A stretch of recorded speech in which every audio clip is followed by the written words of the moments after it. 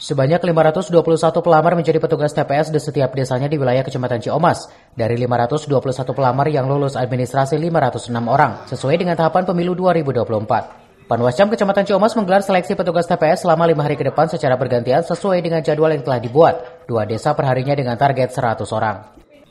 Seleksi oleh tim Pokja Panwascam Kecamatan Ciomas bertempat di Sekretariat Panwascam di Jalan Beringin, Kelurahan Padasuka, Kecamatan Ciomas.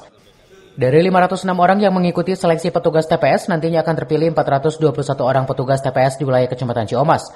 Tentunya para petugas TPS ini akan dinyatakan lulus setelah hasil pengumuman di media sosial Panwascam Kecamatan Ciomas. Untuk hari ini kita menyelesaikan salah satu tahapan itu terkait seleksi petugas TPS di Kecamatan Ciomas. Total pelamar itu 521, sedangkan yang lulus administrasi 506.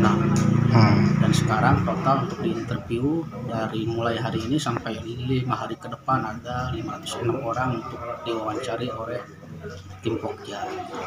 Kang, untuk seleksi ini secara bertahap per desa atau gimana Kang untuk?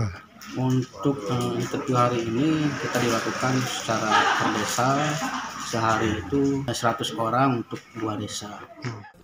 Diharapkan petugas TPS yang lulus ini mampu bekerja sama dalam mensukseskan pemilu 2024. Dari Ciomas, Kabupaten Bogor, Iman Abdurrahman melaporkan.